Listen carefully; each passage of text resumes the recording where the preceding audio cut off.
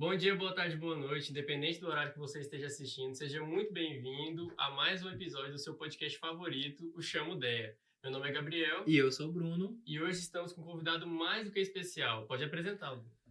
O convidado de hoje é conhecido como o primeiro reumatologista do mundo. O Hulk das interleucinas, ele criou a articulação. Hoje com vocês, Hugo Rossoni! Valeu pela apresentação com um leve exagero, né? Mas eu sou reumata há praticamente 2 meses, vê se pela minha idade. Né? Não, mas é um prazer o convite, né? Eu achei que não ia nem rolar, falei assim, não, tô sendo relegado. Porque se não caísse nas provas de residência, eu acho que vocês não chamavam. Vamos ter que chamar, porque senão não vão passar. Então, eu sou o Hugo Rossoni, sou médico reumatologista e eu falo que eu sou mais semiologista, semiólogo do que reumato, que é o que eu amo fazer, é o que eu ensino para vocês.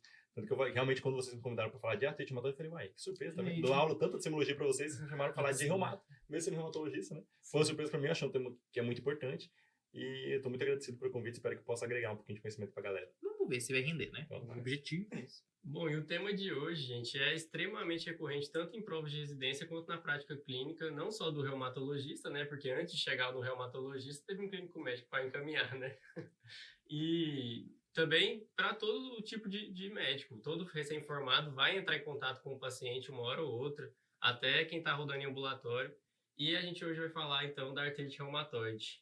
Esse artrite reumatoide é uma doença que é muito importante para todo médico. Quando vocês conhecem as doenças reumáticas autoimunes, vocês são habituados a ouvirem falar que são doenças raras, que você não vai ter contato mais nunca, que é só do reumato, mas que sem saber, porque se cair na tua mão um dia, você tem que conhecer. A artrite reumatoide não é assim. Ela, além de ser uma das doenças autoimunes, uma doença autoimune relativamente comum, com uma prevalência um pouquinho maior, por exemplo, que lúpus ou espondilite, um pouquinho não, que espondilite anquilosante, por exemplo, lúpus e esclerose sistêmica, ela tem uma prevalência até muito maior. O diagnóstico diferencial dela, então a apresentação clínica dela, aquela síndrome poliarticular que ela apresenta, ela é diagnóstico diferencial de um monte de outras coisas. Então, às vezes, o mais importante conhecê-la bem é você não comer bola de não diagnosticar aquela que está imitando ela, sabe? Daí a importância de conhecê-la. E aí, vamos começar já com uma pergunta básica, que é para trazer a pessoa para a discussão. O que é artrite? Legal, essa pergunta é importante porque, assim, quando a gente fala de IT na medicina, a gente está falando de inflamação. Então, a gente está falando de busca de sinais flogísticos, que os clássicos são calor, edema, rubor e aumento de volume, né? E dor, desculpa. Na reumatologia, o conceito de artrite, ou seja, de inflamação da articulação, não necessita que se apresentem todos os 4 sinais cardinais da inflamação. A gente usa os 2 sinais principais, que é a dor e o edema, e a gente acrescenta um que não é muito bem de inflamação, mas se na articulação é muito evidente, que é a limitação articular. Todo mundo já teve alguma lesãozinha por esporte, porque torceu o pé descendo a escada, e sabe que quando a articulação está doendo, ela tem limitação de movimento. Você não consegue movimentá-la bem, porque essa movimentação causa dor. Então a gente acrescenta a dor e o edema, um pouquinho de limitação. A limitação de movimento é um sinal de inflamação articular, tá? Não que não tenha artrite que tenha todos os sinais flogísticos. O exemplo é gota, que você vê uma foto de gota e sabe que ela está quente só de ver a foto. Né? Dói de ver. Então é uma articulação que tem calor, rubor, edema e dor. Mas a gente não espera tudo isso para falar que uma articulação tem artrite. Outra coisa importante é entender que a artrite não é doença. A artrite é um sintoma. Então, você vê que o paciente chega muitas vezes no reumatologista falando, doutor, eu tenho artrite, artrose, osteoporose, né? Aquele kit. Achando que isso é nome de doença. Achando que isso é nome de doença. E a artrite não é. Então, o nome de doença é uma manifestação clínica de doença, que é uma inflamação articular, tá? Então, é um achado semiológico. É uma queixa do paciente que se soma com o exame físico para você determinar que tem aquela inflamação naquela região, na articulação, tá? Então, a gente vai usar a presença da artrite para buscar outros critérios para falar que tem artrite reumatoide. Essa compreensão é importante para chegar um paciente com artrite e não fechar ali. Não, é artrite, ok, fechei. Não, a artrite é no final, começou, indicando outra coisa. Quando você identifica uma artrite, é no final. Isso. Tanto que dentro da artrite a gente tem várias síndromes, ou seja, conjunto de sinais e sintomas. De monoartrite, de artrite poliarticular, de ser aguda ou crônica, tudo isso muda completamente do raciocínio diagnóstico. Então, a presença de artrite é só o início, o pontapé inicial, e você investigar um quadro articular. Perfeito. Então, como é que chega no seu consultório aquela paciente que está com artrite reumatoide, que tem artrite reumatoide, no caso? Beleza. Aí entra 2 coisas que são importantes conhecer. Não só para o aluno, mas para a vida real também. Não só para você acadêmico, né? Que eu digo para prova, para tudo. Mas também para a vida real. Porque, assim, existe um conceito chamado jornada do paciente. Que é quanto o paciente demora para chegar no seu diagnóstico e começar um tratamento eficaz. A jornada do paciente com pneumonia é curta. O paciente tem tosse, falta de ar e febre e vai correr na emergência e tem diagnóstico. A jornada do paciente com uma doença reumática autoimune geralmente é longa. Porque o paciente primeiro vai no clínico, aí ou no ortopedista, demora para ir no médico, né? Vai no ortopedista primeiro. Então, o paciente... Ele passa pelo curandeirismo até chegar na medicina. Então, assim, esse paciente tem uma jornada longa até chegar ao diagnóstico. E quanto mais você conhecer a doença, você, como médico, vai cair, que o paciente vai cair na tua mão, onde quer que seja, você pode cortar a jornada dele, torná-la mais curta, se você identificar sinais da doença, tá? Então, o paciente com artrite reumatoide no reumatologista, ele geralmente chega com um quadro bem franco. Isso é interessante. Aí você acha assim, não, vai chegar um quadro inicial? Não. Geralmente, pela jornada longa, o paciente é um quadro franco, que é o quadro clássico da artrite, que você já de repente falar, mas a gente pode comentar um pouquinho, que é aquela poliartrite, ou seja, muitas articulações acometidas com inflamação, de pequenas articulações, predominantemente de mãos e pés. Tá? Então, uma artrite periférica, não pega esqueleto axial, coluna e tal, e pega pequenas articulações de mãos e pés, metacarpofalangianos, interfalangianos proximais. O paciente chega no reumato assim, tá? Entendi. Mas, geralmente, o reumato não é o médico de ser primeiro. O que é isso? O cardiologista vai fazer check-up. O ginecologista, a mulher vai fazer preventivo, né? O pneumologista tem um quadro pulmonar, você sabe que tem que ir no pneumologista. Ninguém sabe o que o reumato faz. Então, pro paciente, não é o médico primeiro. Não é o médico primeiro, é o médico de encaminhamento. A gente nem liga de ser, porque nossas doenças são mais raras, então assim, a gente nem liga. A gente está acostumado a estar nesse perfil de ser paciente de encaminhamento. Mas se o encaminhamento for precoce, ou seja, se você vê um paciente com esse quadro sugestivo e pensar assim, poxa, pode ser uma artrite reumatoide, encaminhá-lo rapidamente, a gente vai chegar a um diagnóstico mais rápido. Se a gente diminui a jornada do paciente, diminui sequela, diminui dano articular. Né? A gente tem esse papo que tempo é não sei o quê. Na medicina a gente usa isso, né? Tempo é sério para AVC, tempo é coração para infarto, né? Tempo é articulação. Então a gente também, se demorar a tratar, a gente vai ter deformidade articular e não tem nenhuma justificativa que vale a pena você atrasar o diagnóstico do paciente com artrite reumatoide, porque a gente tem muitos tratamentos precoces. Tá entendendo? A gente vai comentar um pouquinho mais disso quando a gente for falar um pouquinho especificamente de critério diagnóstico. Vou deixar um pouquinho mais para depois, para falar até como os critérios diagnósticos mudaram para a gente chegar no ponto de pegar esse paciente mais precocemente. Tá? Entendi. Então, os critérios de antigamente, eles deixavam mais para o fim da jornada, igual você falou, né? Agora ele tenta pegar o paciente mais no começo, então pega menos... O que acontece? A reumatologia é uma especialidade nova. Nova, não é uma especialidade antiga na medicina, tá? Tem poucos reumatos velhos, entendeu? Porque a reumato antigamente era uma especialidade muito vaga, muito específica, sem muito exame para determinar diagnóstico. Então o paciente ficava vagando ali, uma especialidade que trabalhava muito no subjetivo, tá entendendo? Não tinha muita opção terapêutica, então dava tesão de fazer. Nem que médico fazer uma especialidade que não tem o que tratar. Não tinha muita opção, então ficava meio nesse vago, pouco a gente fazia. Então é uma especialidade nova. Por ser nova, a gente tinha que provar para os outros médicos que as doenças existiam. Para provar, você tem que fazer uma coisa específica. Falar assim, a doença existe, tá aqui, bem específico, palpável. Então, no critério diagnóstico antigo, a gente usava uma coisa, por exemplo, como no de 97, a gente usava nódulo reumatoide, que é uma manifestação extra-articular de artrite reumatoide grave. Sim. Paciente de fator reumatoide positivo. A gente usava uma coisa chamada alterações radiográficas. Só que você entende que a alteração no raio-x é uma coisa crônica. É um processo tão degenerativo que já... O paciente tem destruição articular para ter achado radiográfico, entendeu? Então, poxa, a gente não tinha um exame importantíssimo chamado anti-CCP. A gente só tinha o fator reumatoide. Então, olha só, a gente tinha um critério que era mais específico, buscando mais especificidade para a gente provar para a medicina, olha, reumato existe, tá? Depois que a gente comprovou, o pessoal começou a respeitar, falou assim, os reumatos sabem o que está fazendo, a gente começou a mudar o perfil dos critérios para serem critérios mais sensíveis, sem perder especificidade. É um desafio. Sim. Você está fazendo assim, vou pegar mais precoce mesmo, mas mantendo especificidade. Que a gente começou aqueles negócios de pontuação, entendeu? De ter critério obrigatório para aplicar os critérios, porque isso busca especificidade. Então a gente conseguiu ter um critério que o paciente se apresenta clinicamente sem lesão crônica, por exemplo, sem usar raio-x no diagnóstico, não tem raio-x mais no critério diagnóstico de artrite reumatoide, e tendo uma especificidade beirando 90% para mais em quase todos os critérios. Então a gente não perdeu especificidade e estamos pegando os pacientes mais iniciais. Mas, ao mesmo tempo, é mais difícil para o médico generalista lembrar de critérios subjetivos. Montar um quadro clínico subjetivo para falar assim, isso, porque é isso que acontece no critério de reumatologia, né? Não um critério isolado, não um exame isolado, não é igual HIV, que você faz um teste e acabou. Isso. Você juntar aquele tanto de coisa mais ou menos subjetiva, falando que aquele pacotão parece a R, é isso que é o lance, é isso que é o desafio. Entendi. Entendi, perfeito. E quais seriam os fatores de risco? Assim, eu estou pensando que o paciente tem artrite reumatoide. Qual que é aquele paciente que vai ter mais chance de realmente ser artrite reumatoide? Legal. O perfil epidemiológico ajuda muito em todas as doenças. Na artrite reumatoide, o perfil epidemiológico não pode ficar tão encravado no seu cérebro, porque você vai comer bola. Tá? Por quê? É uma doença que pega mulheres de segunda década de vida até 60 anos, 70 anos, por exemplo. Tá? É mais comum em mulheres como toda doença autoimune.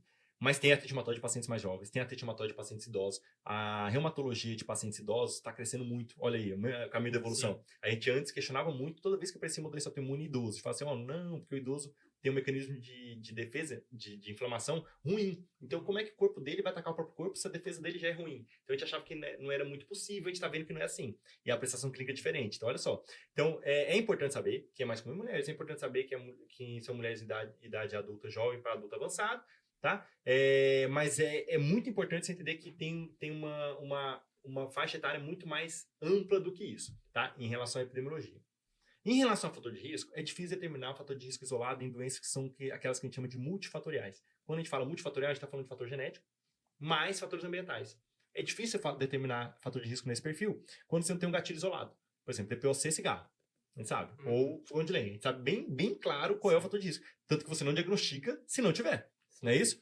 Na artrite reumatoide, o paciente tem perfil genético, tem um risco familiar. Então não tem aquele negócio de, gêmeos todos vão ter. Não tem. Porque tem um ambiental junto. Aí quando você vai para o ambiental, alguns fatores de risco são bem determinados, outros não. Tá? Fatores de risco ambientais bem determinados, tabagismo. É muito comum encontrar relação com tabagismo em artrite reumatoide. Então o paciente já fumou alguma vez na vida. Outros fatores de risco que a gente sabe muito bem, algumas infecções virais, hepatite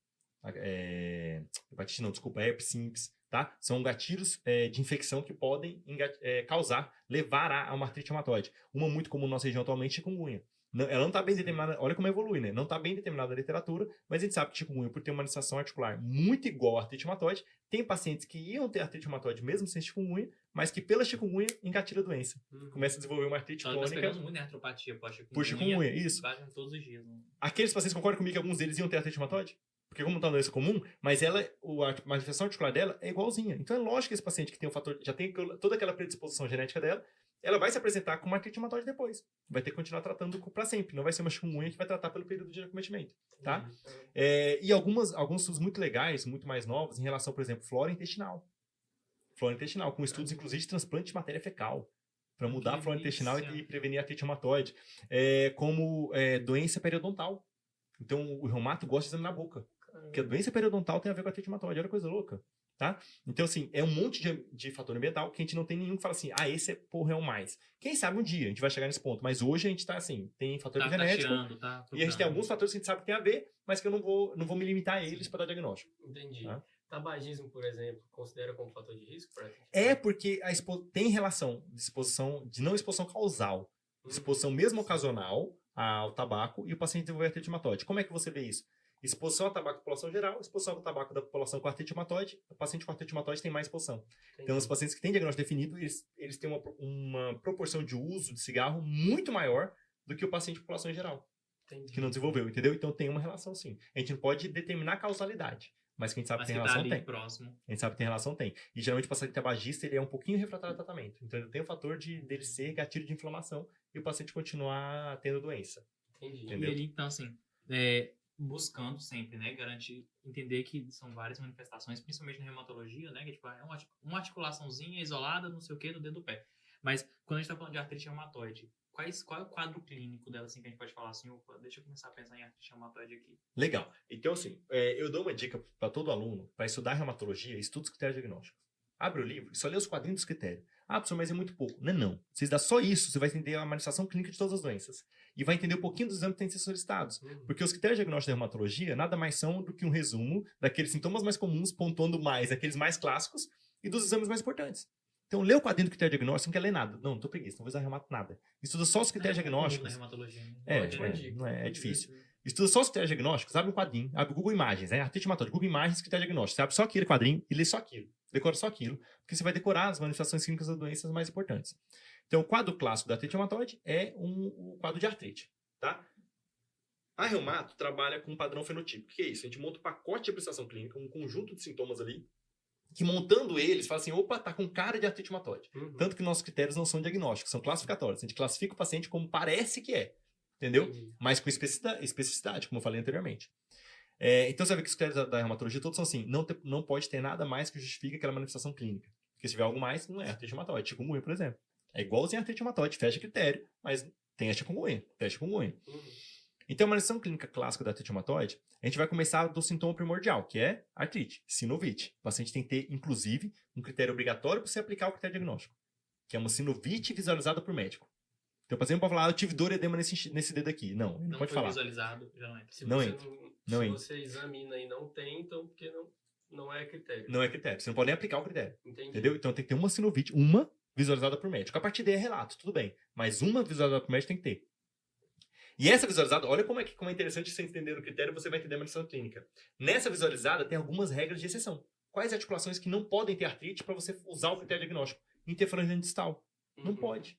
Por quê? Porque a interfalange distal raramente é cometida por artrite reumatoide, não que eu não possa, e ela geralmente é cometida por outras doenças reumatológicas, como osteoartrite ou artrite psoriásica. Então, olha só, a gente já está tirando, a gente já põe no obrigatório que é tecinovite, e no obrigatório, antes de aplicar o critério, eu estou falando assim, que não seja a interfalange distal cometida, ou que não seja a primeira carpo metacarpal, que é uma bem aqui, tudo bem, mas não vai decorar isso, mas decora a interfalange distal pelo menos, para saber assim, além de ter um obrigatório que é tecinovite, não pode ter naquela articulação que raramente é cometida, tá? Aí, a partir daí, vão aplicar os critérios. A gente vai entender a clínica. O paciente vai ter muitas articulações acometidas. É uma doença autoimune. Então, o paciente não pode ter lá uma junta inflamada e falar assim, poxa, é artrite reumatoide. Uma junta inflamada. Não, porra, peraí. É uma monoartrite, vamos investigar outras coisas. Tá? Ele geralmente vai ter muitas. Tá? Que grupo de articulações são acometidas? Eu falei no começo. Pequenas articulações. Então, o paciente que vai ter... Quem são as pequenas articulações do corpo? Articulações de mãos e pés. De punho para trás, de tornozelo para cima, é grande articulação. Então, você, não, eu tenho um monte de artrite, mas eu tenho 2 joelhos, 2 quadris e 2 ombros. Tá, pode ser? Pode. Mas não tá a cara. Eu vou ter que aplicar outras coisas para achar que tem nesse paciente e vou ter que pensar outras coisas junto. Olha como é interessante. Então, o paciente tem muitas articulações acometidas. Não é uma doença intermitente, é uma doença persistente. Tá? Então, além de ter muitas, vão ser todas ao mesmo tempo. E a manifestação dela não vai ser aguda. Ah, não, eu tive artrite de 20 articulações pequenas da mão e pé que durou 2 semanas. Meu filho, não sei que diabo você teve, mas foi infecção. 2 semanas foi infecção. Artrite reumatoide não foi. Não foi. Concorda? Então o paciente tem que ter mais de 6 semanas. Por que 6 semanas? Número cabalístico da reumata. Reumata adora 6 semanas. Você vai ver um monte de coisa da reumata que põe 6 semanas. Então esse 1 mês e meio aí, a gente considera que como uma doença articular que persiste por 1 mês e meio, provavelmente é do mal. Provavelmente não vai ser uma coisa reativa, reacional ou até inflamatória. Você está tirando aí as inflamatórias, por exemplo. Tá? Ou traumática, por exemplo. Então, a gente já viu pequenas articulações, vimos que a contagem articular é importante, o tempo de evolução. E como é uma doença inflamatória, as provas inflamatórias ajudam muito. Tá entendendo? Olha só como a gente está montando o contexto de doença. Tá? Então, é uma manifestação clínica clássica, aquela paciente com poliartrite, pequenas articulações de mãos e pés. Tá? Crônica. Geralmente, esse paciente, então, olha que eu não falei nada de deformidade, que é o que você vê na prova. Aí é aquela história de todo aluno de medicina tem que ter 2 caixinhas de raciocínio, que é o raciocínio de prova e o raciocínio de vida real. Vida real, você não vai esperar deformidade. Na prova, vai ter deformidade. Então, o paciente vai ter aquelas deformidades clássicas da artrite reumatoide. Eu estou adiantando muita coisa, mas não sei se é o objetivo. Não, é isso mesmo. Vai ter aquelas deformidades clássicas da artrite reumatoide, né? Desvio nardiquirodátilo. Parece feio, mas o que é isso? O dedo virando pro lado. Desvio nardiquirodátilo. Os dedinhos estão virando pro lado, tá? Ele vai ter, então, aquelas 2 deformidades dos quirodátilos, que é a Botonier, que é uma hiperflexão da interfalangiana proximal com uma hiperextensão distal, ou o pescoço de cisne, que é é o oposto, que é uma extensão distal com uma hiperflexão proximal com uma hiperflexão distal. Essas 2 deformidades são clássicas, tá?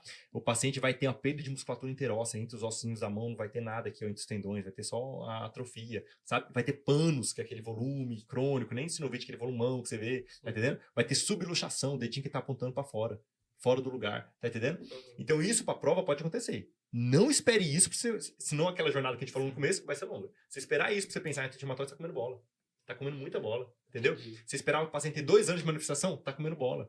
Um cuidado muito importante, automedicação, atrapalha muito o diagnóstico de artrite reumatoide. Lembra que eu falei? O critério obrigatório é ter uma sinovite visualizada. O paciente compra corticoide no mercado, praticamente. Corticoide ele compra onde quiser. Ele usa corticoide, melhora. Usa o beta-3 na farmácia, melhora. Cadê a sinovite? Não chega vem. lá, não Atrasa o diagnóstico. A automedicação pode interferir muito no diagnóstico, tá? Então, essa é uma manifestação clínica clássica da artrite reumatoide. Podendo ou não ter as manifestações extraarticulares, que aí é o lance mais legal da reumatologia. Que além das manifestações clássicas só articulares, toda doença reumatológica, por isso que a reumata é muito clínica, né? Envolve todos os sistemas. Porque é autoimune. É uma falha no sistema de defesa do corpo. Então, por ser uma doença autoimune e granulomatose, isso é uma dica legal, ela tem um mecanismo de inflamação formando granuloma, ela faz algumas manifestações clínicas que não são só nas juntas. Por exemplo, o nódulo reumatoide, que a gente falou que no critério antigo entrava, que é um nódulo subcutâneo de superfície extensora de articulações. Ela pode fazer acometimento ocular. Quase toda doença reumatológica articular, se for ler lá no Medicurso, que seja, onde você lê, no apostila sua da prova de residência, tu vai ver lá que ele comenta das manifestações circulares, porque é importante, na prova cobra muito, tá? E ocular tem todas. Na espondilite tem, no lúpus tem, no Sjögren, que é classicamente acometimento de mucosa, Então, na artrite reumatoide faz uma que é esclerite, que é um dos quadros de olhos vermelhos. Podendo evoluir, inclusive, com uma achado de quase perfuração da córnea, que é a escleromassa perfurans, tá? E vai acontecer comumente na prática? Não, mas na prova. Vai estar lá. Vai. Tá entendendo? Então você tem que saber raciocinar diferente, cara. E outra, a gente tem maturidade pra isso. A gente sabe usar coisa pra prova e coisa pra vida, infelizmente. Sim. E se você quiser usar as duas, você aprende as duas coisas, que é o comum e o raro, entendeu? Então não é ruim essa questão de dividir esse conceito, tá E entendendo? vai que, né, aparece um paciente, por exemplo, Exato. Você não vai... Conhecimento não se perde. a queixa Então- dele é oftalmológica. Chega lá, tá com os dedos... E aparece reumato. Aparece reumato pra caramba, vindo do oftalmo, tá? O paciente pode ter vasculite. A artrite reumatoide pode fazer vasculite, coisa que o pessoal esquece. Então, o paciente pode apresentar, por exemplo, com Renault. Ele pode se apresentar com uma úlcera distal em membros inferiores. E essa úlcera ser por vasculite, tá? O paciente pode ter derrame pleural. Ele pode ter É derrame um pleural. queridinho de prova, né? Adoro perguntar de derrame perguntar derrame né? pleural. Pronto, derrame pleural pode acontecer na artrite reumatoide. Então, derrame pleural com cometimento articular clássico de artrite reumatoide, você não precisa pensar em outra doença. Pode ser um derrame pleural pela artrite reumatoide. Principalmente se o paciente tiver granuloma na pleura. Então, tem uma gama enorme de manifestações extraarticulares. Anemia, tanto de doença crônica. O paciente pode ter leucopenia com associação com outra complicação da artrite reumatoide. Então, o paciente pode ter manifestação hematológica. Olha só, entendeu? Então, tem várias coisas que a artrite reumatoide pode fazer além da junta. Né? Além da junta, que graças a Deus não é o mais comum, graças a Deus não é o que você vai pegar na prática, não é esse paciente que você vai pegar, você vai tentar encaminhá-lo antes de ter tudo isso, mas é aquele que cai na prova. E eu acho isso bom, porque ajuda. Porque se você lembrar do critério dessas manifestações mais raras, ele praticamente dá diagnóstico da doença, porque são as manifestações extraarticulares, então acho que vai acontecer mais o paciente que tem fator reumatoide e anti-CCP, que são os exames complementares da artrite, positivos ou negativos? No positivo. Então, o paciente soro positivo tem mais manifestação extraarticular. Então, ajuda. Porque quando parece um, você fala assim, opa, difícil outra coisa. É aquele paciente que por remata é massa, né? Que tá usando na mão e vê um nódulo, pronto, né? vê um nódulo no braço que o paciente nem sabe que tem a ver e fala, opa, é artrite reumatoide, olha, fechou. Já diagnóstico. Basicamente, fala assim, eu vou pedir aqui, mas vai vir positivo. Sim, é tipo já isso. sei. É interessante pra caramba. Né? É tipo um combo. E É aí- interessante pra caramba. Ainda bem que é bom que você chegou nessa parte, porque assim, o que nós usamos de exames complementares? Porque esse é um dos medos da reumato, né?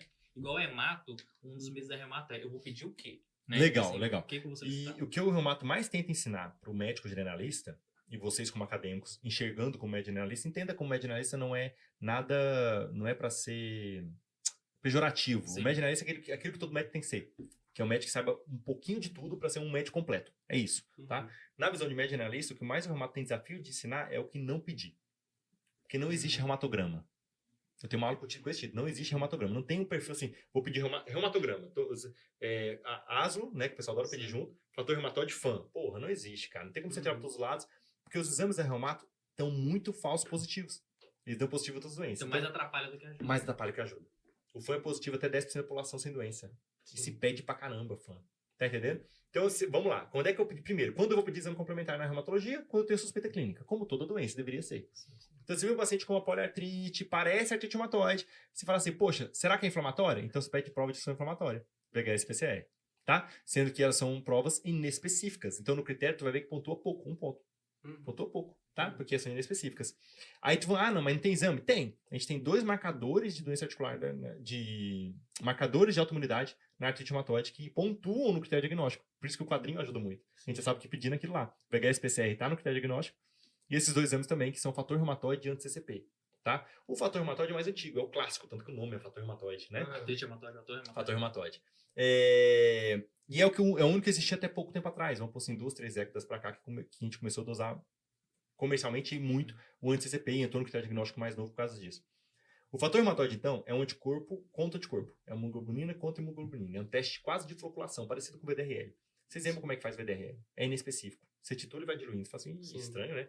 Pra tanto. Né? Apesar de a gente ter técnicas mais modernas de dosagem, como a nefilometria no fator reumatoide, ele é só pra você entender que ele é um exame muito inespecífico ainda.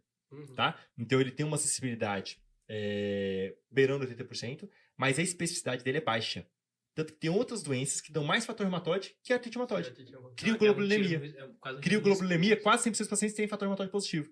E pra quê? Pra nada, não vale nada. Na crio não vale nada, foda-se. Esse nome acabou virando um peguinha, né? Porque ele tem menos especificidade do que o... Então, se você pedir pra tirar no controlado, vai dar positivo sem doença. E pra mim é muito bom, que vai encher meu consultório.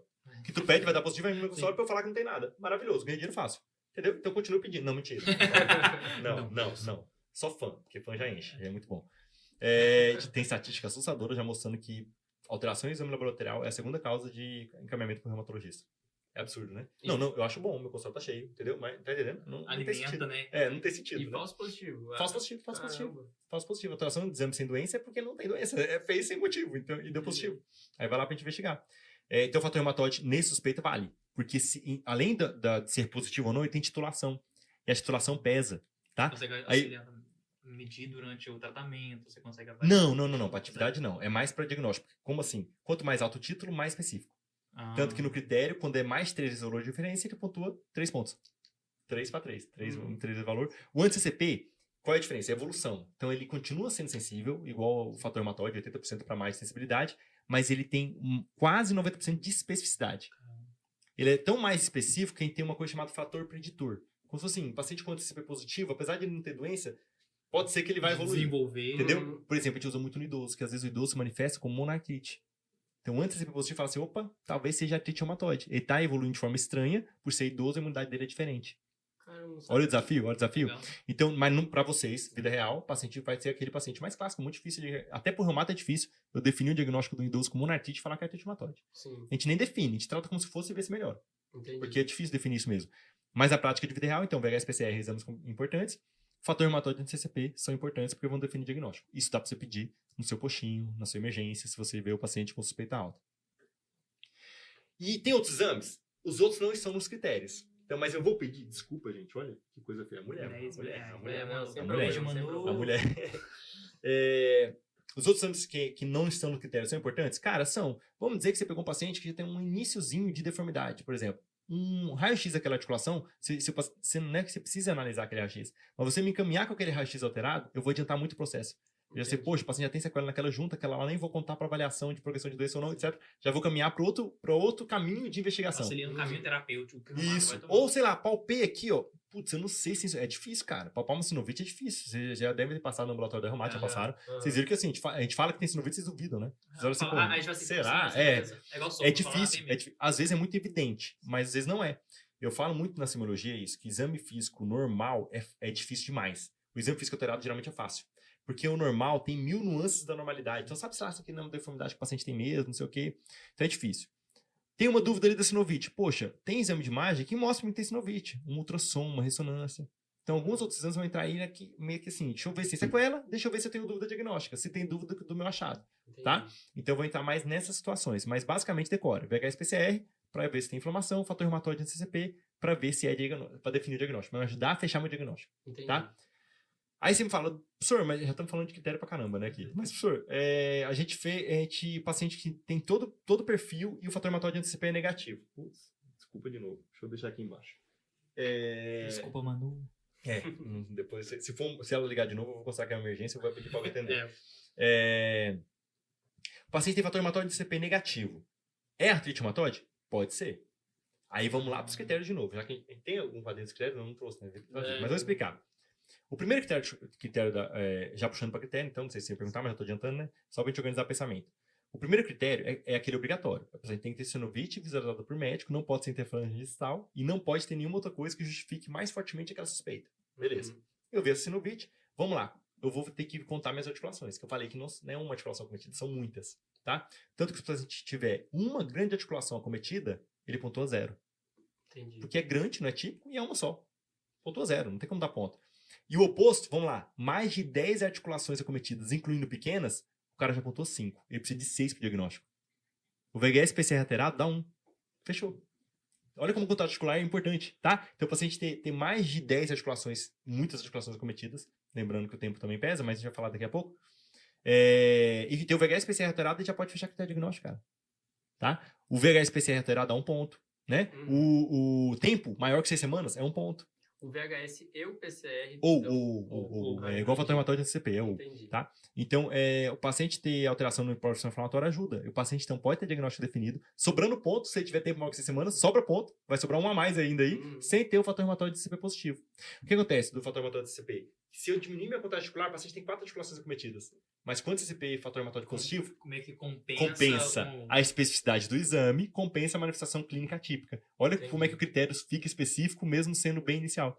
Né? Quando você começa a diminuir a articulação cometida, eu tenho que ter o exame positivo para fechar.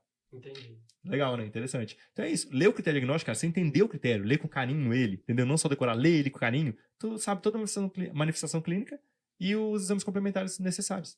E aí conseguimos, né, por um milagre na reumatologia, fechar o diagnóstico. O diagnóstico foi fechado. Artrite reumatoide. Artrite reumatoide, de pirona em casa. Vou começar o tratamento com o quê? Legal. Assim, tem aquela lenda que diz que reumatologista só passa corticoide, né? Vamos ver se é realmente Tu sabe qual é a diferença do reumatologista? O reumatologista sabe quando tirar o corticoide. É Esse que é o desafio. O shade nos endócrinos. Quando tirar o corticoide. Não é nem endócrino. Endócrino realmente tem medo de passar, né? Mas geralmente o risco do generalista é que assim, passa corticoide, o paciente melhora, cara. Melhora. O corticoide, só que se você for estudar corticoide, farmacologia agora, já foi professor de farmácia, né? Tem que puxar, né? Ótimo. Farmacologia agora. Quando você for ver lá o corticoide, tem um quadrinho dele, bem clássico da literatura, que mostra efeitos benéficos e efeitos maléficos. O de efeitos benéficos deve dar um pedacinho de pizza, assim, um quarto, e maléficos. O resto, tá entendendo?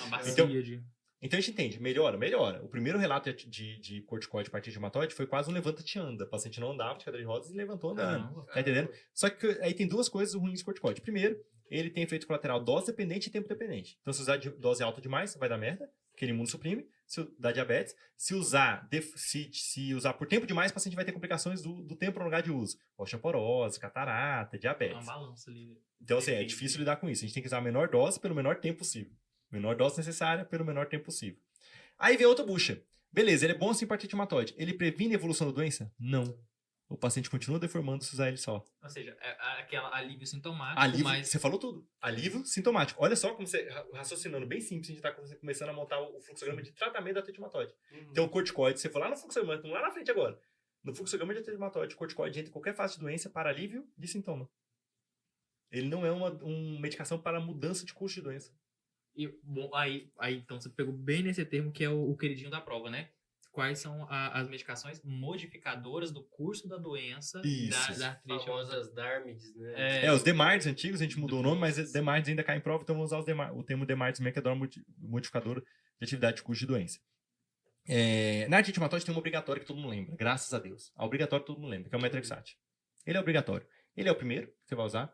Ele é muito barato. A gente tem muita experiência de uso. Na medicina isso é muito importante, sabe? A curva de aprendizado, a fase 3 de estudo é a gente, né? A gente na prática usando, entendeu? Então, ele já tá numa fase 3 longuíssima. A gente tá usando ele há muito tempo. Então, a gente sabe muito bem do efeito benéfico dele. A gente sabe muito bem dos efeitos colaterais. Isso é importante. A gente conhece, a gente sabe o que ele vai causar de efeito colateral. A gente sabe vigiar o efeito colateral. Então, ele é a chave mestra. E é barato, cara. Medicação barata. Medicação comprada não dá R$30 por mês. Barata. Mesmo que não... E do SUS dá, tá? Tem um protocolo de tratamento pro SUS que dá essa medicação. Então é uma medicação muito eficiente, que previne deformidade. Isso foi o lance mais genial dessas drogas modificadoras de curso de doença, porque previne deformidade. O paciente, ou seja, vai ter uma sobrevida de qualidade articular normal, uma vida normal, se diagnosticar precoce, tá? E aí a questão é assim, como começar? Isso é um desafio muito grande, que eu vou te dizer assim, cara.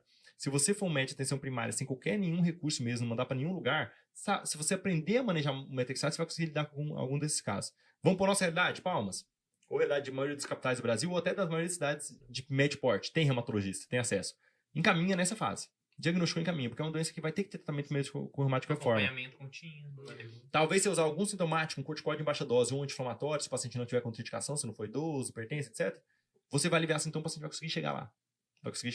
Mas olha o risco. Usou corticoide, não vai ter sinovite visualizada, pode ser que o reumato lá na frente não acredite em você, não confie e não feche diagnóstico. Entendeu? É complicado. E outra, né? O paciente vai melhorar e vai falar assim, não preciso. Não vou mais no reumato. Vou ficar aqui tomando... Eu vou pedir só pra deixar o celular. Se a Manu ligar de novo, Tadinha, a Manu saiu 3 vezes o nome dela já no podcast. Ela quer ter a presença dela aqui, tá vendo? Rainha. Ela é mesmo. Então, o Methotrexate é mais importante. Por que eu falo que é mais importante? Primeiro, por causa disso, dessa importância do uso mesmo. Segundo, que para a prova sempre tá lá. É tão evidente que ele tá lá que hoje em dia nem se cobra ele mais. Ele já tá lá no questionário. O paciente já tá usando. Vão cobrar coisa a mais. Já se espera que a pessoa já sabe, já tá mais óbvio. Isso, prova é sacana, né? A prova evolui de acordo com o que vocês vão aceitando a questão, né? Então, hoje não se cobra mais. Eles já estão indo lá pro final do tratamento, tá? Mas o Methotrexate é a droga base, tá? A tua pergunta foi mais de início de tratamento, né? Sim, início, assim. Tá, o início vai ser isso, vai diagnosticar e encaminhar na melhor das situações, melhor das realidades, encaminha. Ou uma coisa interessante, se a gente não sei como é que tá o SUS de outras cidades, não sei a abrangência do nosso Chamudé, né? Provavelmente vai ter gente do Brasil inteiro ouvindo a gente, Você aí, mas eu vou falar como é que Irlanda. funciona. 8 países. Meus 8 irmãos moram na países. Irlanda, cara. Meus irmãos moram na Inclusive, Irlanda. é isso que eu ia falar. Nós temos ouvintes em vários países. Legal. Então, assim, vai ter que começar a falar inglês agora, né? Explicar como é que funciona. Vamos tentar em inglês na próxima. Fazer a versão em inglês. Então, assim, se você entender o fluxograma do SUS da tua região, tu vai conseguir. A gente tá focando em SUS, entenda. Eu tô focando em pensamento de paciente que tem dificuldade de ser encaminhado. No particular, você vai encaminhar e pronto, acabou. Você não vai correr esse risco à toa, tá entendendo? Mas o SUS, a gente tem que entender a realidade das nossas demandas de SUS. O que acontece? Um paciente, olha como é interessante você conhecer o caso clínico até para encaminhar. Porque se você encaminhar esse paciente com esse quadro clínico bem descritinho, com o exame definido, a tua prioridade de marcação vai ser maior. Porque a regulação do pênis no Tocantins é médica. Chegou até a ser especialista a fazer um período. O reumato fazia a regulação do paciente dele. Se eu recebesse um encaminhamento do paciente assim, dor nas juntas há 6 meses, artrite reumatoide interrogada, eu falei, meu filho, vai pro final da fila. Pode ser 1 milhão de coisas antes. Mas o paciente fala assim, paciente com artrite de articulações de mãos e pés, olha que eu nem tô falando quais, articulações de mãos e pés, há tanto tempo, visualize o sinovite exame físico, presença de VHS-PCR elevado, fator reumatoide positivo, nem falei do CCP, fator reumatoide positivo, em caminho, cara, eu vou marcar esse paciente em 2 semanas. Entendeu? Porque você me encaminhou de um jeito e falou assim, cara, o cara já fez todo o serviço difícil. O serviço, agora você conduz. Olha, como a beleza da escrita. E eu não pus algo complexo, um texto enorme, não. Um texto curto, mas falando assim, eu sei o que eu tô fazendo. Eu sei quais são os critérios, eu sei quais, e apliquei no meu paciente. Olha, perfeito, cara. Mas não é o que a gente recebe. A maioria dor articular, esclarecer. Pô, cara, peraí, dor articular tem um monte. Né? Ajuda aí. Você é médico. Examina. Mostra pra mim o que você viu. Tá? Então, até a elegância no encaminhamento dá prioridade no atendimento. O paciente vai ser atendido com maior precocidade. Entenda, isso não é porque eu tô querendo fugir do serviço. Né? Eu tô dando prioridade porque aquele paciente, poxa, esse paciente, se eu não tratar logo, ele vai ter deformidade. Uma dor articular pode ser uma artrose, não vai evoluir nada se eu não der prioridade pra ele pra marcação imediata. Sim. Então, a importância disso, de você saber fazer um bom encaminhamento. E a sustentabilidade do sistema também, né? Claro, porque você precisa direcionar o teu recurso para aquela pessoa que você sabe que precisa de atendimento secundário e terciário. Reumato é secundário e terciário. Tocantins, graças a Deus, a gente tem reumato no secundário e no terciário. Tem local que é só terciário. Aí, pô, tu vai ocupar uma vaga de terciário pra um dona junta? Porra, isso não é um encaminhamento elegante, cara. Você sabe que não vai funcionar assim. É a mesma coisa com o exame. Você não vai conseguir pedir um cateterismo pro paciente seu porque teve um episódio de angina. Tá você não pediu nenhum ergométrico? Peraí, meu filho, entendeu? Então, você saber fazer esse encaminhamento é importante. Seja racional, né? Seja racional. Então, conhecer o critério, de novo, critério. Lê o critério que você vai saber como encaminhar. Né? A gente não falou nada fora do critério aqui. Básico, o critério é muito básico, é clínico. Né? Exame simples. Fator reumatoide é exame barato, cara. É simples mesmo. E aí, assim, já que nós estamos falando assim, aquilo que é competente a reumato, aqueles steps de tratamento, assim, nós não temos que, né, saber muito daquilo. O que o médico generalista, o cara que está atendendo ali, está na unidade de saúde, como é que ele pode auxiliar? Como é que ele pode ser a retaguarda desse tratamento da reumatoide? Maravilhosa mesmo. Porque tem 2 situações que o médico generalista tem que estar muito atento para a artrite reumatoide. Primeira é identificar os sintomas precoces, para encaminhar. E entenda, a petição precoce não é uma artrite de um joelho só. É isso que a gente conversou. E segunda é ajudar o reumato. Vamos dizer, de novo, realidade SUS. Né? Realidade SUS. Vai acontecer no particular também, mas no SUS é uma realidade franca. O paciente não vai conseguir consulta comigo no período que eu quero. Ele vai atrasar, ele é do interior, ele vai ter que estar lá na cidade dele para ele vir para cá, uma dificuldade, às vezes não tem ambulância para trazer, não tem dia. Que seja.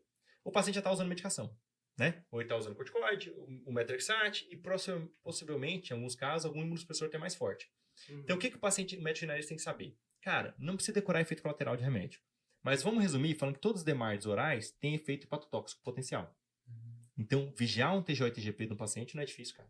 Entendeu? Ou, não, mas eu não sei. Viu que o paciente evoluiu com o TGO e TGP elevado? Tu lembra? Porra, medicamento é a causa comum de elevação do TGO e TGP. Deixa eu ver que remédio ele tá usando.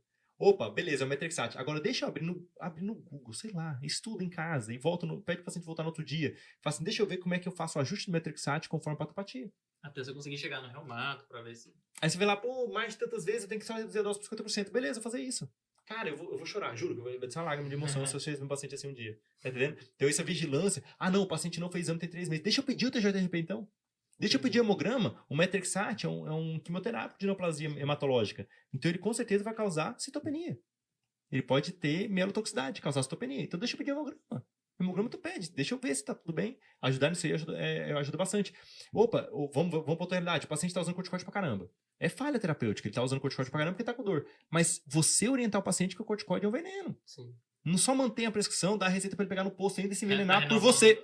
Então, assim, poxa, ó, tá errado, cara. Vamos ver o que a gente pode fazer aqui pra otimizar o tratamento. Vamos tentar ver se a gente consegue otimizar o teu encaminhamento, né? Vamos entrar em contato com o hospital. Deixa eu te fazer um encaminhamento aqui de referência contra referência, com urgência. Vou mandar para um ambulatório acadêmico. Nós temos o nosso aqui na AFA. Vamos mandar lá. Vou ligar pro meu colega aluno que tá rodando o ambulatório da reumato. Vocês sabem que o disco interno funciona melhor que um parecer, meu irmão. Então, pô, se identificar esse paciente e falar assim, cara, tá usando corticoide pra caramba, tá falho isso aqui. Deixa eu ligar pros meus colegas do internato lá, ver se consegue uma vaguinha pro reumato pra vê-lo. Tá entendendo? Então, a visão de acompanhamento de tratamento é muito foda pra ajudar o reumato.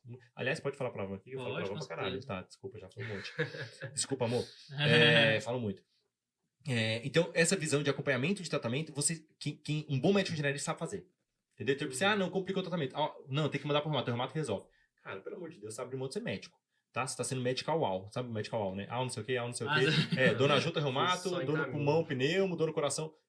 Entendeu? Pô, não seja medical wow, cara. Você faça a sua parte como médico generalista. O médico generalista tem que saber muito mais que o especialista. Muito mais, tem que ter muito mais conhecimento. Saber manejar é difícil ser generalista. Eu falo assim, pô, o médico do posto não deveria ser um recém-formado, né? De tanto desafiador que é, cara. Mas acaba sendo, por necessidade, beleza. Então vamos ser o melhor. Quando eu tô lá, deixa eu ser o melhor. Então enxergar isso aí, essa questão de ajudar o reumato é foda. Eu vou dar um exemplo, não tem nada a ver com o tema, né? Lembrei porque foi hoje que aconteceu isso. Eu tenho uma paciente que ela tem que usar Marevan cronicamente porque ela tem uma doença que causa vasculopatia com trombose, tá? O Marevan é uma droga que o controle dela é baseado no INR. Esse exemplo, tem a alvo terapêutico do INR. O dela tem que estar entre 2 e 3.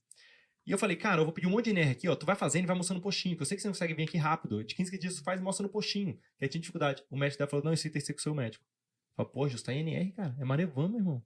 Qualquer paciente com TVP ou TEP vai ter que usar por 3 a 6 meses. Tu vai ter que tratar isso aí, cara. Você é médico. Médico tá TVP, pô. Eu tô pedindo pra você deixar na meta. Eu ainda escrevi a meta, entre 2 e 3. Ou seja, eu quero ajustar a dose do remédio. O cara não quis, cara. Pô, aí não, né? Tadinha da paciente, pô. Aí, entendeu? Sofre, tem que ter algum jeito. Ela tem que ficar esperando. É uma senhora de 70 anos. Tem que ficar esperando na fila de encaixe do meu ambulatório lá toda vez que eu atendo de 1h30 até 6h30 da tarde. Pô, sacanagem, né? Eu acho uma maldade. Então, esse feeling de saber assim, poxa, eu posso ser médico? É isso, eu posso ser médico. Tá? Eu não tô aqui ocupando uma vaga, ocupando uma cadeira para encaminhar paciente. Eu não sou encaminhador, eu sou médico. Sim. Então, eu vou resolver a minha parte médica. Isso é bacana pra caramba, essa visão. Bacana pra caramba. Viajamos, né? Essa pergunta. Foi massa. E tem alguma mudança de estilo de vida para o paciente artrite reumatoide específica ou algo não medicamentoso que a gente pode utilizar? Tem, e é mais amplo que a artrite reumatoide. Vou pôr no âmbito muito mais amplo. Vocês conhecem o termo história natural de doença, né? Sim. Que é como a doença vai evoluir se não intervir. Para espondite anquilosante, por exemplo, o paciente fica deformado. O paciente não vai evoluir com aquela coluna em bambu, né? Aquela postura do esquiador, vai ficar de cadeira de rodas. A artrite reumatoide, deformar todos juntos a ponto de não conseguir mexer as mãos. Lúpus, morrer. Sobrevida de 80% em 2 anos só. Entendeu? 20%, né, na verdade. 80% de morte em 2 anos se você não intervir. Hoje, com as intervenções, o paciente de doença reumática, ele morre de velho. Sem deformidade, vida normal, mas morre de velho. Morrer de velho é falar que ele morre de infarto AVC, como qualquer outra pessoa. Mas com complicadores. É um paciente que artrite reumatoide que toma corticoide há muito tempo. Então ele tem mais risco de diabetes. Ele tem mais risco de hipertensão. Então ele tem mais fatores de risco cardiovascular. A doença inflamatória, ela causa risco cardiovascular isolado. A gente sabe que, inclusive, o cardiologista olha um PCR ultrassensível para predizer risco cardiovascular. Ou seja, doença reumatosa vascular inflama. Então, olha como as coisas coincidem. Então, o paciente com doença reumatológica autoimune tem um risco de doenças cardiovasculares maior. Então, esse paciente tem que ter todo o cuidado de prevenção cardiovascular muito mais restrito do que o paciente geral. É aquele paciente que a gente vai usar meta de colesterol total no HDL mais restrito com o paciente diabético, só por ter artrite reumatoide. Porque o risco cardiovascular dele é elevado. É aquele paciente que, dependendo do que ele tem, eu já vou pedir o duplo de carótida. Eu quero ver se ele não tem placa, porque eu vou começar uma estatina antes da hora.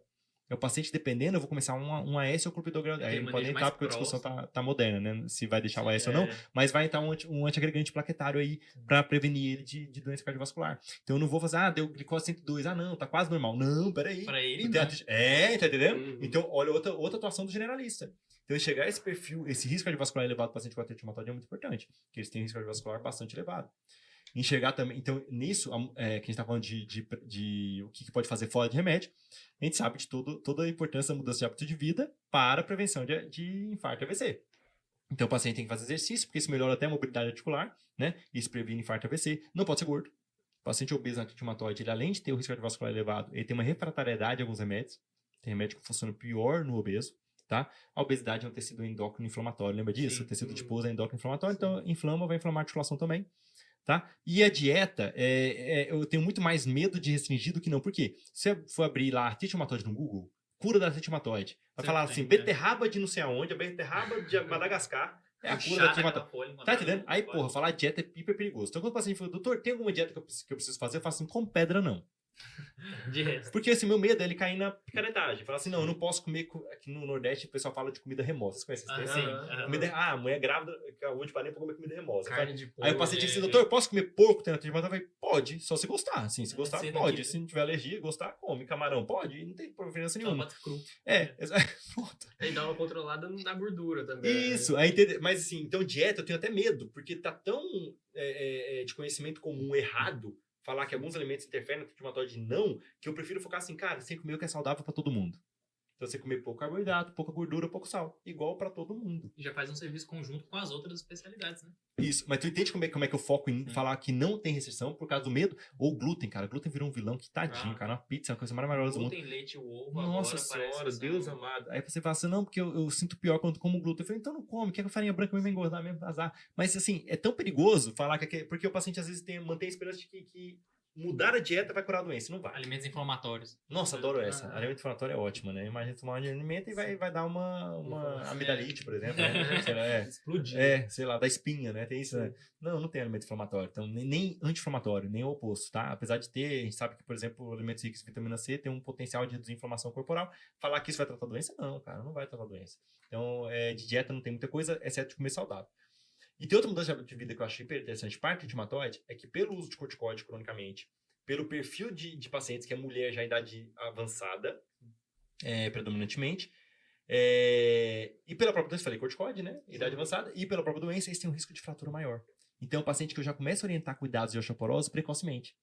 Falar assim, cuidado com queda, rastrear se a mãe teve fratura, porque isso aumenta o risco dela ter fratura, e é um paciente que vai acabar fazendo exames de osteoporose mais cedo. Então, é um paciente que às vezes eu começo suplementozinho de cálcio quando não pode tomar leite, eu vigio melhor a vitamina D, que é uma coisa que o médico generalista também pode fazer, tá? Essa prevenção de fratura, de osteoporose, Só para assim, contextualizar, falando de modificação de vida, né, de vida, enfim, da pessoa morrer de velha, né, com reumatoide. Eu vi um relato muito interessante de uma mulher que, falando sobre a mãe sofre com artrite reumatoide, só que a mãe é surdo-muda. Então, ela usava as mãos para se comunicar. Então, e como ela não... Gente, que interessante. Como ela não conseguiu movimentar. não foi diagnosticada, ela teve deformidade, ela não consegue se comunicar mais com a filha, porque ela não consegue mais movimentar os dedos. Então, assim, às vezes é um negócio tão despercebido, tão bobo, que passa, sabe? Que e passa mesmo. Que passa, entendeu? Que muda a vida de uma pessoa. A qualidade de vida dela foi zero. Ela Porque perdeu a capacidade de se comunicar. Porque às vezes Olha a pessoa que incrível, pensa, cara. articulação. Vai sobreviver, né? Não, Articulação, cara, que isso. Ó, tem um paciente, um homem jovem, exceção, que ele é dentista. Ele teve uma artrite de punho direito. Cara, você não tem noção, e é sequelar. Ele não tratou direito, a artrite de punho dele é sequelar. Ele tem uma repercussão no trabalho ferrada. É um cara que ganha bem, ele produz pra caramba, trabalha muito, sabe? Trabalhador pra caramba, mas o punho direito dele é limitado. Olha que foda. Uma junta que ele for sequela é a junta que mais ferrou a vida dele. Comercialmente, ferrou a vida dele, cara. O cara se ferra de trabalhar e a junta inflamada. Então a gente sempre foca o tratamento dele desse punho pra mim, pesa muito mais porque ele tem um monte de inflamação. Essa aí pra mim é o foco. Falando, cara, ele não pode perder trabalho, meu irmão. Sim. Entendeu? Olha só, como uma junta tomou uma importância maior do que o acometimento sistêmico dele. Porque pra ele muda a vida. Muda a vida. Interessante, aquela né? visão ampliada da doença também, né? Sim, a visão do todo. A visão do todo do paciente, a visão do todo. É mais subjetiva. Entra muita qualidade de vida e o que o paciente vê naquela doença também, né? E essa visão é que todo médico tem que ter, né? Não é Sim. só o reumatologista que tem que ver isso, né? Isso qualquer médico pode ver. Até os ortopedistas, né? Não, médico, né? A gente falou médico. Verdade. Desculpa. Sacanagem. Agora, uma dúvida que muita gente pode ter é o Methotrexate não tá funcionando. Legal. Pra onde que eu vou? As próximas etapas. Então, vamos comentar do fluxograma direitinho da artrite reumatoide. Vamos comentar sem detalhes de nome de medicação, mas primeiro pra gente comentar. A escada você usou Methotrexate, tá? Avaliou que o paciente não teve responsividade de tratamento. Como é que eu avalio isso primeiro?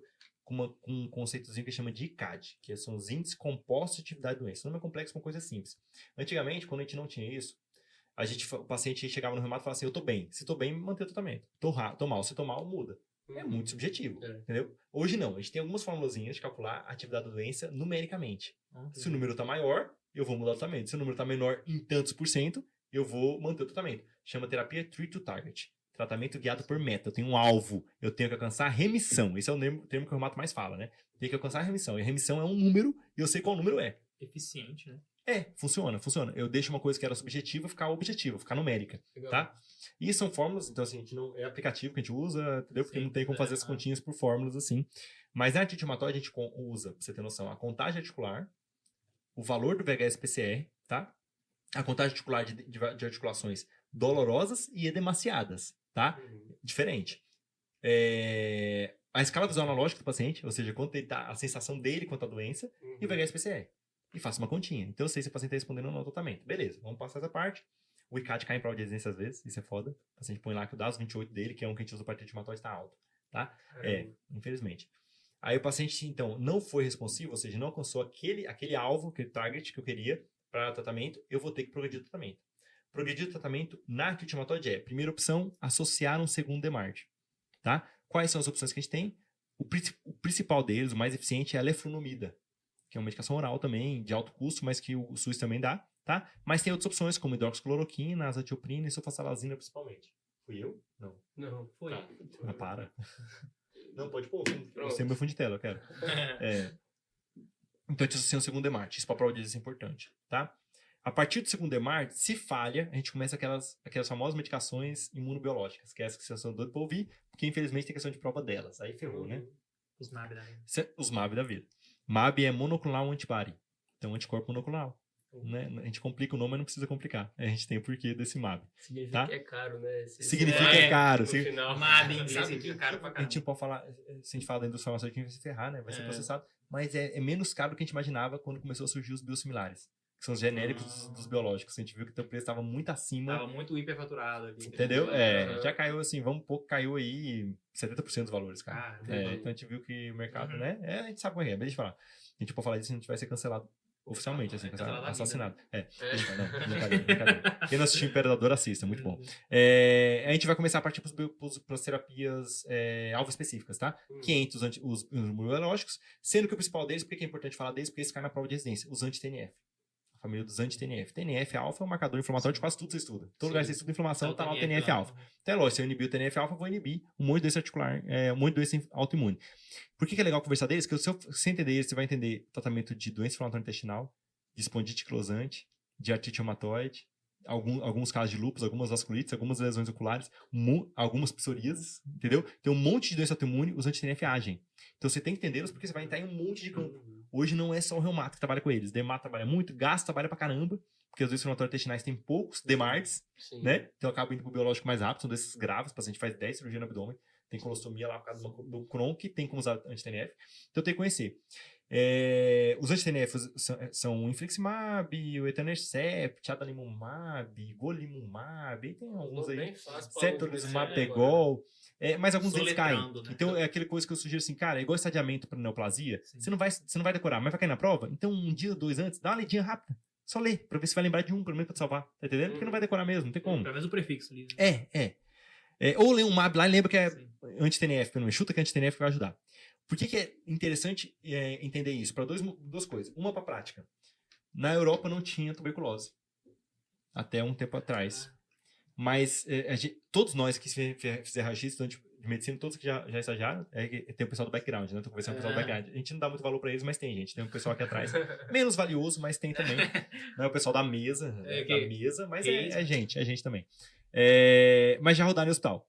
Se você rodar no hospital, provavelmente se fizer um registro do seu pulmão, vai ter lá um granuloma calcificado, que é o teu corpo reagindo a um contato com a tuberculose que você teve. No Brasil quase todo mundo teve, né? Uma proporção muito grande das pessoas do mundo tem esse granulomazinho calcificado lá.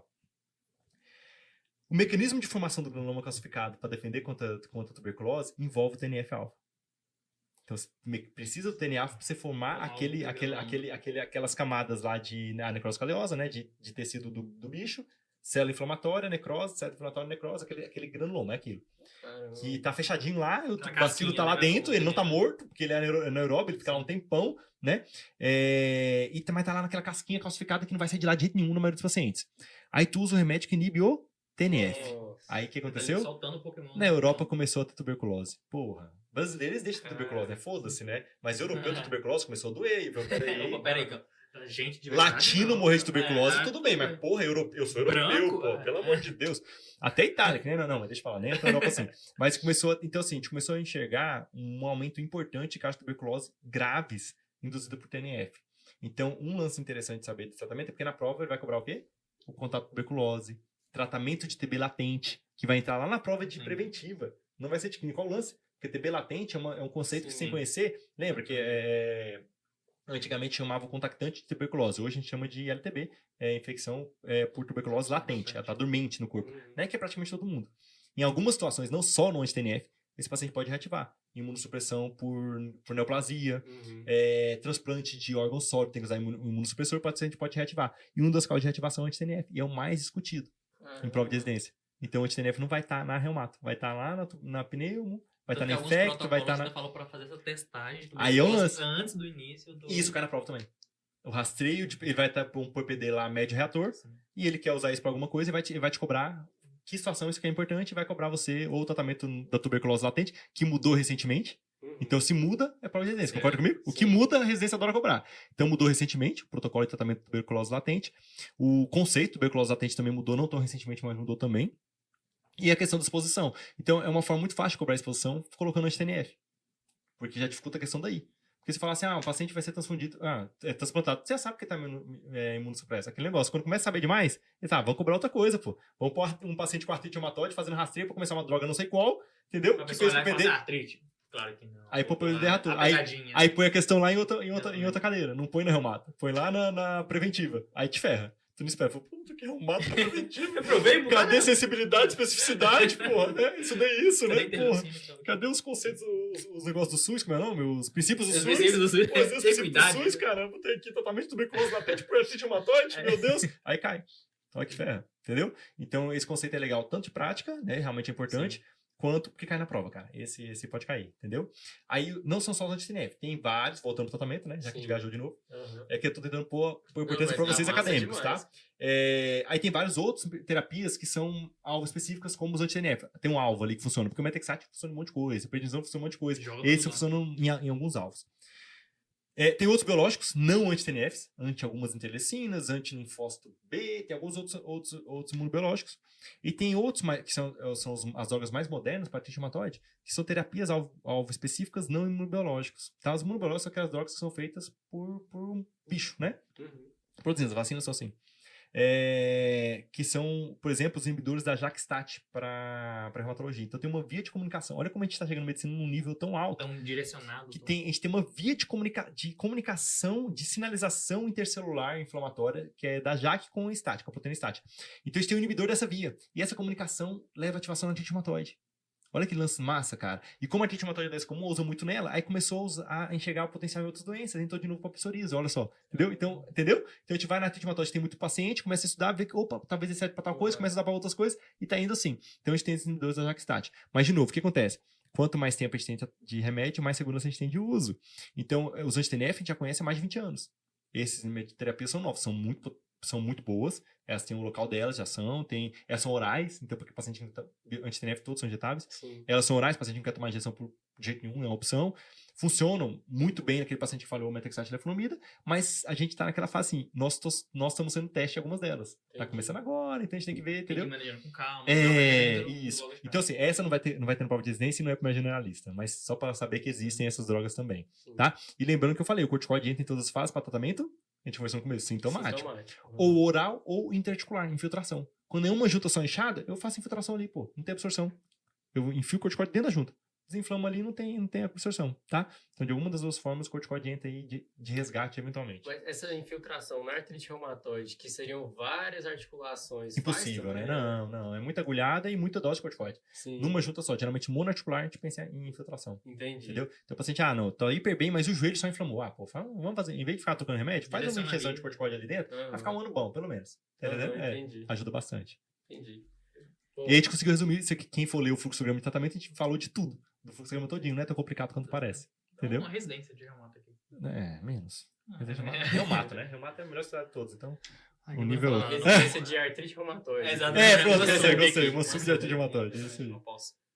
Bom, perfeito. Tem alguma coisa, mais alguma coisa assim que você acha? Nada. Cara, eu Foi acho que a Falamos gente pra caramba, abordou, né? assim, ó, de uma forma perfeita Foi bom. o assunto. Acho que falamos pra caramba até. Muito completo. E, bom, agradecer o seu Deixa eu só puxar outra coisa. Não, bora. Pra puxar saco, só uma coisa, assim, vai entrar muito mais pros alunos nossos alunos aqui do grupo AFIA. Mas eu queria passar uma referência importante para o aluno, porque é muito difícil achar referência boa na reumatologia, porque todas parecem complexas, né? Você começa a falar, não quero essa porra nunca. A gente tem um livro da Sociedade Brasileira de Reumatologia, que saiu a 3ª edição esse ano, inclusive, com um monte de atualização de chikungunya, por exemplo. É reumatenete pra caralho, né? Quando saiu o Covid, no mesmo ano que o Covid começou, a gente fez uma edição do livro com o Covid já, articular. É verdade. Então já tem uma atualização, 3ª edição agora do livro. Esse livro está disponível na biblioteca virtual da gente, tá? Para quem quiser. Mas é o livro da Sociedade Brasileira de Reumatologia, né? Eu recomendo, porque apesar dele ser um livro da especialidade, parece, pô, vai ser complexo pra caramba. Ele é muito acadêmico. Ele tem artrite reumatoide de 3 capítulos, se eu não me engano. Ele é muito acadêmico, entendeu? Ele tem uma visão muito curtinha, sabe? Coisa curta, né? Então, as duas dicas que eu dou, lê os critérios, e se você quiser se aprofundar um pouquinho mais, lê numa referência que seja confiável, né? Porque se ele até no Harrison, reumatologia, é estranho, né? É uma abordagem meio... truncado, sabe? Parece que não separado, rende. Muito novo. Então, a dica que eu dou, pode me dar o feedback depois. Fala assim, porra, eu abri o livro. Cara, que livro foda. Eu não sei se é porque o reumato é muito foda mesmo, a gente sabe explicar bem as coisas, mas, né, a gente é foda. A gente pode questionar, convidar. Por favor, não. Hoje não. Hoje eu sou especial aqui. Mas esse livro eu recomendo bastante. Eu queria deixar só essa diquinha assim, ó. Quer ler alguma coisa a mais? A dica principal é ler os critérios diagnósticos. Mas, se quiser ler um pouquinho a mais, lê Aquela aprofundada. lê esse livrinho, abre esse livrinho pra usar pra prova, tu vai ver que não vai cansar, porque é pequenininho e ele é uma referência hiper segura. Cara, Tá? o reumato você vai matar. Mata mesmo. Eu falo pros alunos aqui. Eu falo assim, no tal período, né? Na reumato, eu falo assim, ó, estuda nesse livro que você não vai errar nenhuma questão. Vai acertar. E chega um pouco antes da prova. A capacidade do aluno de errar, meu irmão, é incrível. O cara passa Nunca 12 horas, mas fala assim, É. não, isso aqui tá muito fácil. Não é essa opção, é de E marcar vai- outra. Puta que pariu, velho. Como é que vocês têm essa capacidade, velho? É esporte. É isso. Viver com emoção. Se a gente só acertasse, cadê a graça da vida, Exatamente. né? Onde está? Eu enxergo. Passar fácil na prova, porra. Hugo, assim, não dá pra agradecer, né, porque o suficiente, porque realmente já temos você como professor, então nós sabemos como você ajuda neste caminho para entender a reumato, que é, né, uma especialidade chata. Difícil. É difícil, exatamente, esqueci, o adjetivo que saiu errado. Muitíssimo obrigado pela participação, muitíssimo obrigado por aceitar o convite, por, né, lidar com todos os erros técnicos aqui, goteira, cachorro, né, a casa caindo. A casa de vocês é massa, cara. Foi super produtivo, muito obrigado mesmo. Muito obrigado mesmo, doutor. Não, Foi ótimo. Até relembrar aqui de como que era o ambulatório do Hugo. Era o único ambulatório onde a gente via o paciente do pé à cabeça. Então, sempre muito proveitoso. A gente com certeza vai levar o senhor pro resto da vida, assim, porque realmente, onde você aprendeu semiologia de fato, assim, no ambulatório, foi no do Hugo. Trauma. Eu vou lembrar nunca. Da minha terapia. Minha terapia lembra. Não, sacanagem. Chegava lá o xingando, pô, você não perguntou isso, cara?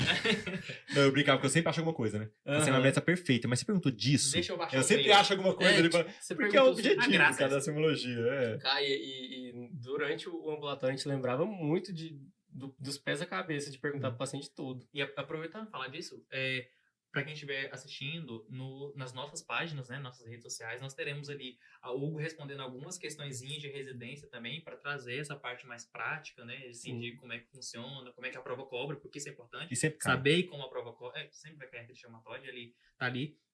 Teremos alguns conteúdos extras também, com referências apresentados aqui. Os critérios, né? Vamos alguns deixar os critérios lá no Instagram. Legal, bom. Fazemos o trabalho completo já. Isso aí. Muito obrigado, Hugo. E até a próxima. Eu que agradeço, cara. Eu acho que foi um tema que você escolheu, um tema de doença rara, comum, né? Aquela doença rara que é comum na prova e que vai acontecer de você ter diagnóstico diferencial um dia ou outro. Sim. Então é sempre legal lembrar. E é chato estudar. Então, assim, eu acho que essas ferramentas novas de ensino, podcast é uma delas, YouTube é uma delas, Instagram é uma delas, se você conseguir usar as coisas chatas nessas ferramentas novas de ensino, porra, quebra um galhão, né? Então, eu acho que vai ser divertido pra quem assistir, vai ser divertido. Bom, e esse foi um dos temas em que os alunos daqui da AFIA tiveram dificuldade durante o ENAD. Então, se muitos de vocês não sabiam algum dos critérios do tratamento de artrite reumatoide, agora tá sabendo. É isso aí. Então, qualquer coisa que você precisar novamente, não esquece, chama o DEA.